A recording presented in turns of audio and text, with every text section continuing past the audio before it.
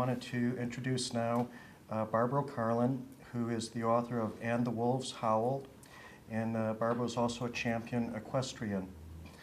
Barbro is also the reincarnation of Anne Frank, and she obviously is the author of the Diary of Anne Frank, which is the second most read document in the world next to the Bible. Barbro, can you tell us a little bit about your book, And the Wolves Howled, and your story? Yes, I will. Good afternoon, everybody, and thank you for having me here. I'm very happy to come here, and thank you, Walter, for inviting me. I will start to read just a few lines from my book, just to get us started. And it's called Memories from the Past. The darkness closes tighter and tighter around her. She's weeping and afraid. Her little body is shaking, and she's drenched in sweat. She can hear them running up the stairs. The shouted orders pierce her body like knives. Dogs are barking, and with a crash the door is kicked in. She wakes up. It's almost light outside. The birds are singing, and everything is quiet. Still not quite out of her dream, she dries away the tears from her face. So this is about what my childhood was like most of the time. I had these horrible dreams for as long as I can remember. And when I was about 2 years old, I told my mother that my name was not really Barbro, it was Anne. And of course my mother didn't know what to say, and she didn't really understand it, I guess. So she just thought that I had very lively fantasy. And I kept having my dreams, and I tried to find out how strange it was that I was living in two worlds at the same time. I know my name was Anne Frank, but they insist calling me on Barbro. And my parents insisted me to call them Mom and Pa, and I knew they were not my real parents. So it was a very difficult situation to grow up like this, because I had no one to talk to. And even though my parents were very, very loving and caring, they didn't want to deal with this. So they just pushed me down when I talked about it. So the years went past, and I kept telling them that my name was Anne, and that my father was soon gonna come and get me, and I was gonna leave them. And my mother got so worried, so she took me to a psychiatrist because she thought I was crazy. And at that time, I was about 6 years old at that time. So I have found out that it was not really a good thing to talk about, because everybody got so tense when I tried to explain to them what I experienced. So I realized that this doctor that was supposed to talk to me would be like any other adult and just make me feel bad about it. So I didn't tell him anything about it. I was just like a normal 6-year-old happy girl. And he said to my mother that she's as normal as she can be. So don't worry about it, she will grow out of it. Well, I never did. I had my memories with me, and I just became more and more quiet about it. But then when I was 7 and I started school, I learned how to read and how to write. And that was a wonderful, wonderful relief, because now I could write. And I could tell the paper everything that I couldn't tell anyone else. Because when I wrote it, I could throw it away, which I did. Most of it I threw away right away. But a lot of pieces of paper were spread around in my room. And it was everything from poetry to little stories, thoughts about the higher power, reincarnation, where we came from, where we were going. And one day, a friend of the family found all these pieces of papers laying around everywhere. And he read it, and he gathered it, and he asked my parents if he may take it and show it to a publisher, and they said, by all means, we don't care. She had done that for so many years, so we didn't even think about it. At that time, I was about 11 years old. So he gathered everything he could find and asked me for more, and I just gave him what I had. And before I knew it, my first book was published called Man on Earth, and that was published when I was 12. And it kind of took off from there because I was so young and there was a lot of publicity around it. But nothing that I had memories from being Anne Frank or anything, because I had decided not to talk about it anymore. I was, not to say ashamed, but I was feeling really awkward. Because in school I realized that Anne Frank was a famous person. And the first time I heard about that, I was shocked actually. Because all of a sudden my teacher started to talk about Anne Frank, and here I was knowing that I was Anne Frank, and how can she talk about me? How it didn't really work for me. And then eventually, of course, she told about the diary and about everything. So I realized pretty soon that it was not very smart to go around and say that I had been Anne Frank. So I just became very quiet about it. Also, when I was 10 years old, I go back a little bit in time here, when I was 10 years old, my parents decided to take me and themselves for a trip around Europe to see the big cities, London, Paris, Amsterdam, Berlin. And so we went on our trip, and eventually we came to Amsterdam. We stayed in a hotel, and my parents wanted to see, of course, everything that was worth seeing in Amsterdam, and Anne Frank's house was one of it. And I guess at that time they had just said that my talk about Anne Frank and everything was fantasies, and they had just dismissed it more or less.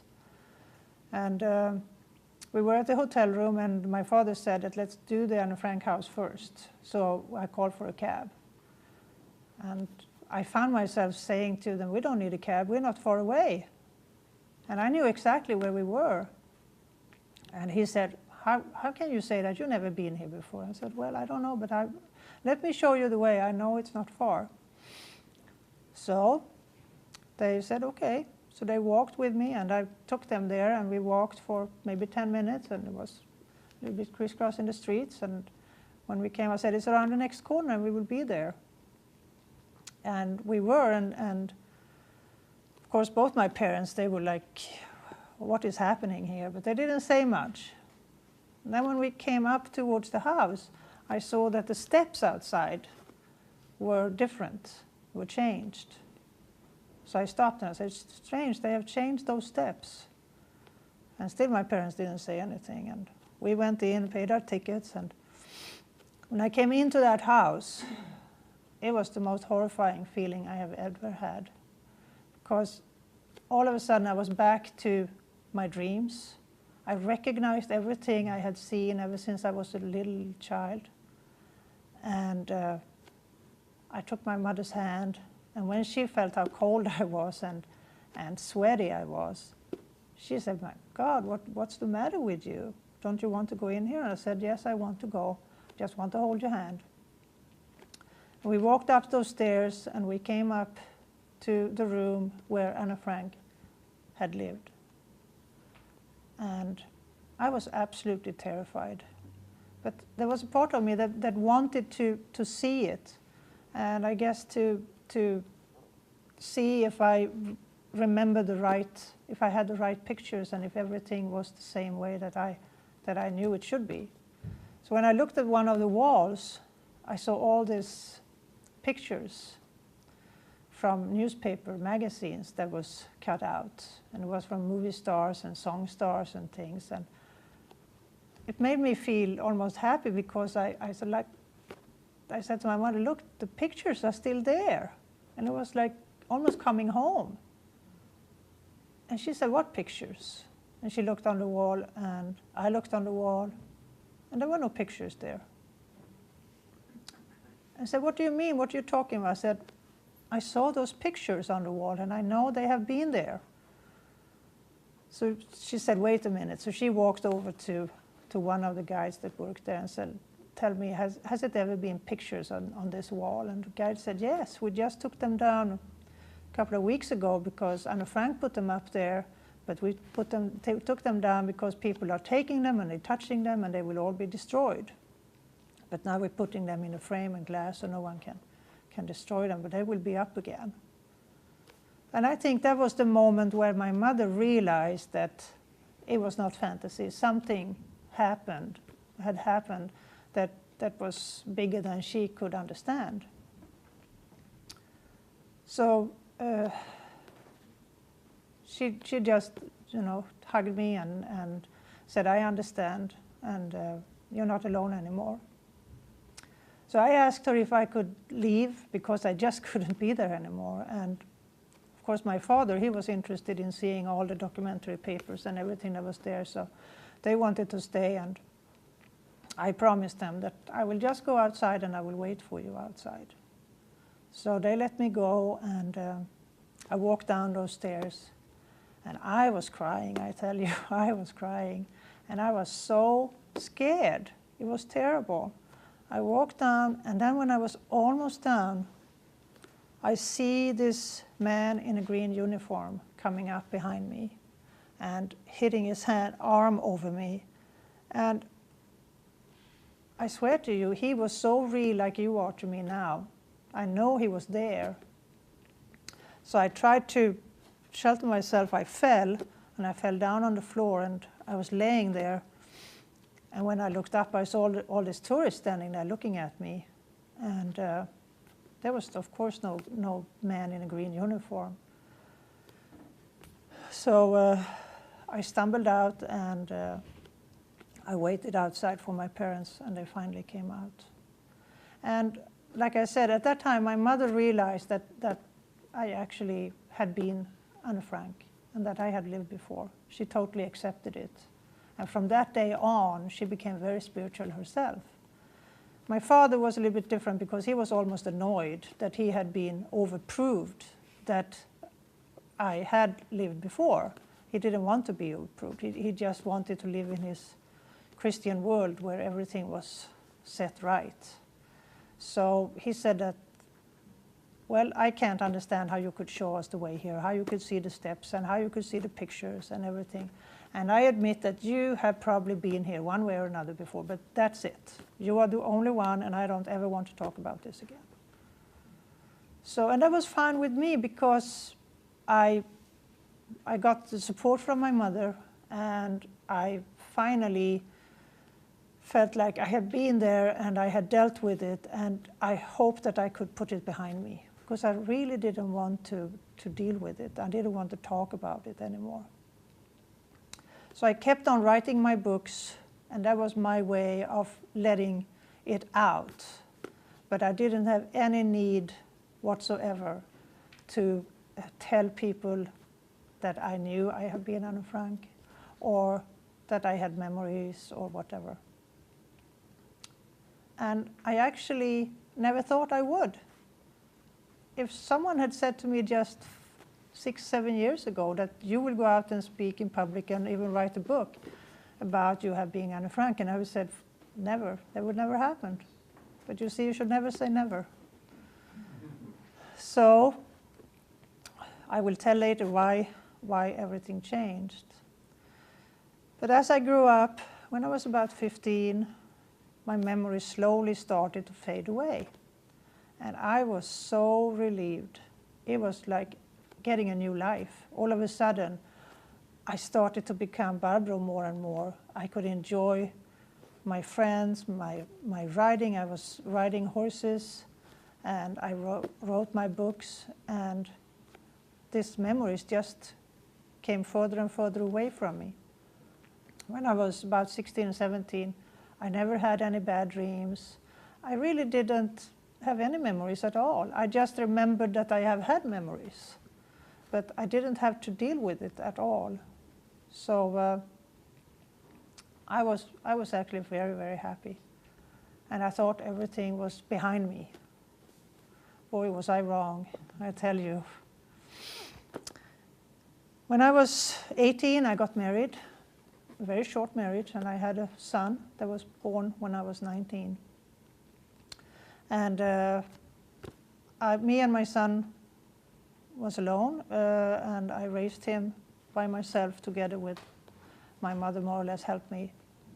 Because when I was about 23, I realized I couldn't make a living out of writing books and supporting my son and myself and everything, and I felt it was kind of not responsible to just rely on people wanting to buy what I wrote. At that time, I had written about 10 books that was published. And they sold, and they were translated into different languages and everything, but still it was not responsible not to have an education where I could have a proper profession. So I thought, what should I do, and what can I become? What can become out of me? And my choice may seem very strange, but growing up, and even when I was older, even though I didn't have my memories left, I still had very difficult moments with certain things. And among those things was uniforms. Police in uniforms was always terrifying. So when I was pulled over by a police car, asked to show my driver's license, that was like someone was going to kill me. I mean, it was so terrible. And more than once, I was thinking about trying to get away from them, which I never did, luckily. But I think if I hadn't done anything to that so-called phobia, I would have been in real trouble sooner or later. So, and also I was riding horses, and as everybody knows, that's a very expensive sport to have, very expensive interest. So I put these two things together, and I said to myself, why not become a mounted police officer? Then I can ride and get paid for it, and I put myself in a uniform, and maybe I can be normal and accept that uniforms are not killing machines. So I did. I went to the police academy in Stockholm, because I'm born in Sweden, as you might know. And I went there for 1 year, and I went through all the deals with the law books and driving and whatever you have to do as becoming a police officer.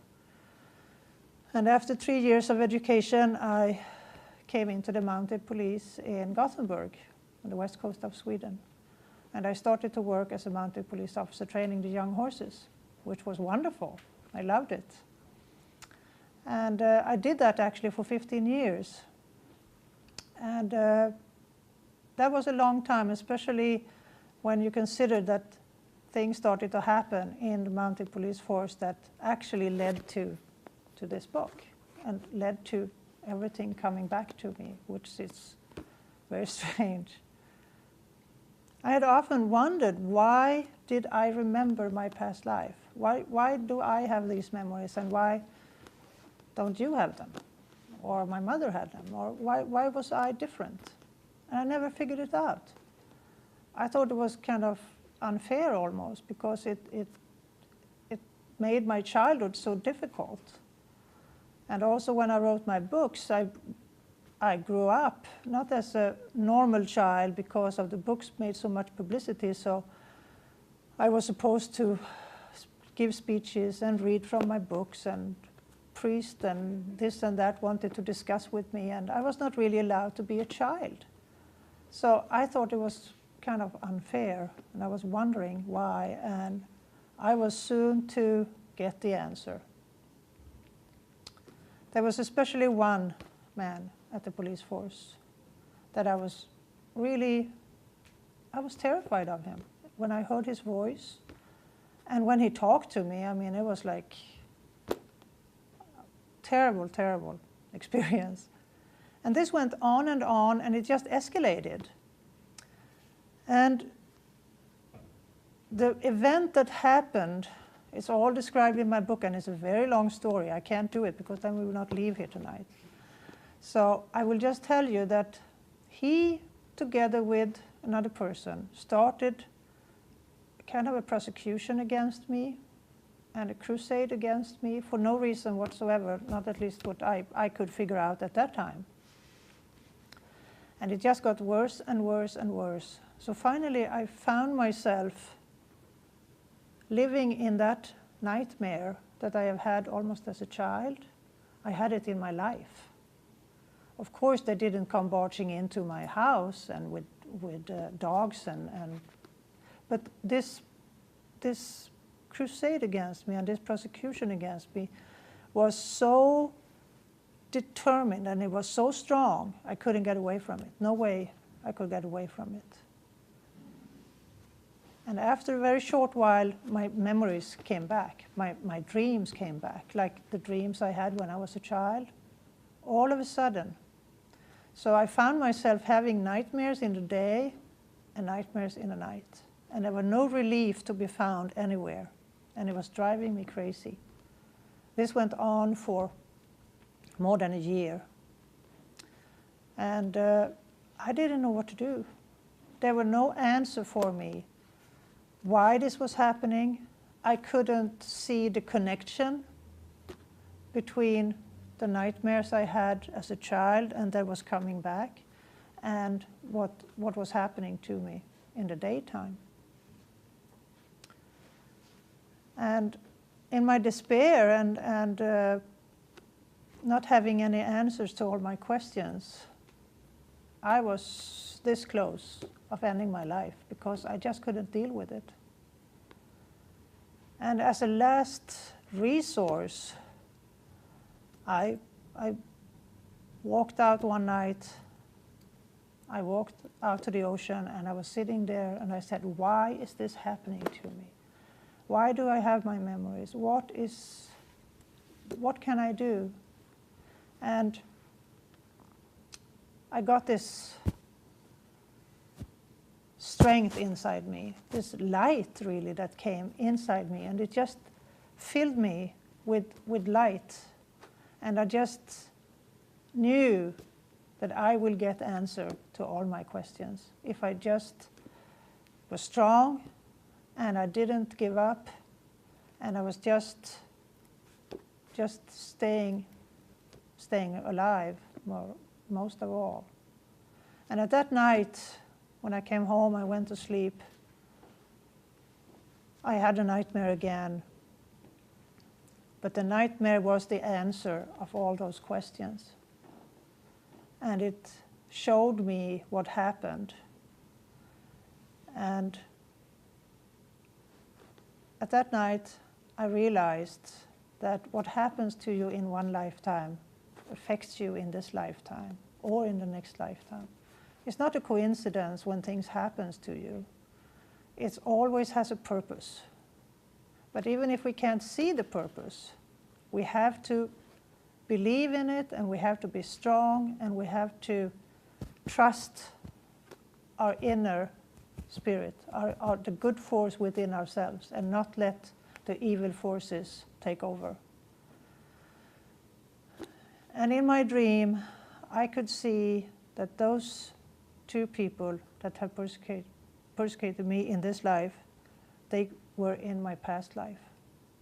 And there were things happened in my last days of life as Anne Frank that is not known, and I certainly didn't know about it, and that explained why it happened as it did in this lifetime, because there was unfinished business, so to speak. And when I realized that, it gave me so much strength. So I could stand up and say, well, last time you managed to kill me, this time you will not. This time I had the choice to stand up and say that I will not allow you to kill me. But in my past life, I didn't have that choice. And after that, I came to the conclusion that the reason why I've had these memories must have been, first of all, I wouldn't have survived this thing if I haven't had the memories, because then everything would have seemed totally meaningless and evil to me. And The second thing is that I wrote my book, and where I go out and I say that I was Anne Frank. And that is not the important message, but the important message is that if you know that you have had a life before, if you know that it could be things that happened to you in your past life, or it could be karma, it could be people around you that affected you in a way that they did at that time. This is the reason why it happens now. You don't have to remember your past life, but I think that it makes it easier for you if you know that you had one.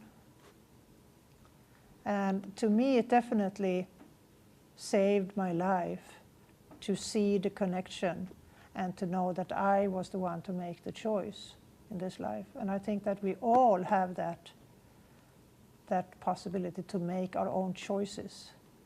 And that is why I wrote this book.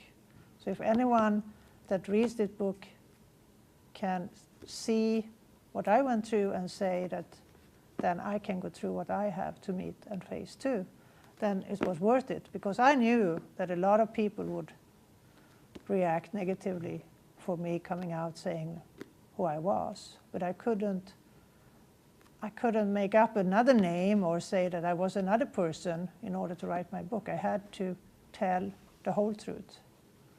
And that is what I'm here to do. And I'm very happy that you wanted to listen to me, and thank you for coming. Thank you.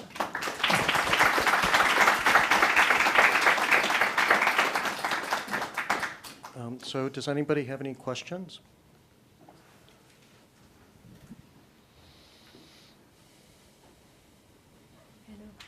I wanted to know, have you been able to get rid of any anxieties from that past life? Yes, I actually, after this last dream I had, and when everything became clear to me, it was like taking away a shade in front of my eyes. It was really, I came to total peace with my memories and with my life in general too. And that's also a part of why I moved to America, actually. I moved here 5 years ago, and that was like a new start of my life, because I got rid of the whole backpack I had carried with me for all those years.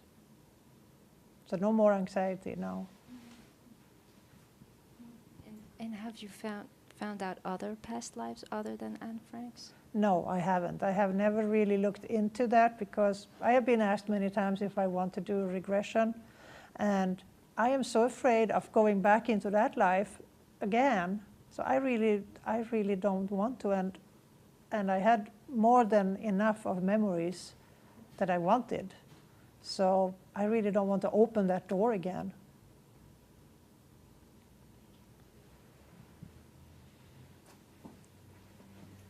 Thank you. Now that you've grown up to be a woman, and you know that in that life you were a young girl who didn't survive past her adolescence, how does those thoughts to you of what you had then compared to how far you've progressed now? Well, that is a very difficult question. Because, like I said, my memories faded away when I was about 15. And I think that is about the same age where I left my life. And I didn't have any memories after that until these difficult times came up. And of course it has sometimes struck my mind that if I hadn't died in my past life, I would have been about 80 years old now. And you know, that's kind of a weird feeling. But other than that, I just can't really relate to what you're saying there, that being an adult woman now and a child at that time. Well, I mean, the idea is that that child that you previously know you have experienced didn't get to experience being an adult woman, and now you get to carry that with you. Do you feel that there's a continuance there? Yes, in a way it is, because I know that I wanted to write books. I know that I wanted to be famous, you know. And I'm not famous, but I have written my books, and I have pursued that. And I have got my message out to a lot of people about what's important in life and that you have to believe in the good forces. And that was very important to me as Anne Frank, and I have been able to Succeed in this life. yeah, I have been. Very good, thank you. Were you able to meet any of Anne Frank's relatives or friends? And if you did, how did they react to you? Yes, as a matter of fact, I was introduced to Anne Frank's last living relative that is her cousin and that lives in Switzerland. And I was introduced to him about 6 years ago by my publisher in Switzerland. And this Buddy Elias is a name, the cousin of Anne Frank, and he had heard about me having memories as Anne Frank because my publisher knew about it, even though I didn't write about it, but he knew about it. So he had told Buddy Elias this, and Buddy said that he wants to meet me, even though he didn't believe in reincarnation. And I think that he was curious just to see what person would go around and claim that she had been Anne Frank. So my publisher told me when I was there for a book signing, they said that there's a famous actor, which Buddy Elias is actually a famous actor, that wants to meet you because he has read your books. So my publisher didn't tell me who he was. So we were invited there for dinner, and we went there, and I knocked the door, and Buddy opened, and at the same moment we just fell in each other's arms. He was crying and I was crying, and we just sat alone for 2 hours, and we just talked and talked and talked. And Buddy is the president of the Anne Frank's Foundation, which is a very powerful foundation with a lot of money. And as a president of the foundation, he's in a very vulnerable situation, of course. So when he went out to newspapers, when they asked him about me, and he went out there and he said that I really believe that she was Anne Frank. If anyone was Anne Frank, it's Barbro. It was after my book was published. So he came right into the hot fire there. And when I wrote my book, I also sent the manuscript to Buddy first, and I said, it's you to read this book, and it's you to decide if it's going to be published or not. And he read it, and he sent it back to me, and he said that it's your story, and it has to be published. So without him, it wouldn't have been. But when he went out and said that he really, supported me and my book and everything, he was almost killed. I mean, they went after him like crazy. And they wrote big articles about him, how the president of the Anne Frank's Foundation could be so crazy and believe in such stupid things, and where would this lead eventually with royalties and, all these stupid things. So, and he's an older man. I mean, he's 75 years old. And he got so affected by this, he almost had a heart attack. And he was really, really in bad condition for a while. And I just said to him and his wife too that, you just can't do this. You have to back off here and just don't make any statements. And he said, that's what I'm going to do. I'm not going to talk about it anymore. So he has been, of course, questioned a lot to go out and talk about it, but he just doesn't do anything anymore with it. But we are very, very close friends. And every time I go to Switzerland, I stay with Buddy and his wife. And we have weekly contact, more or less.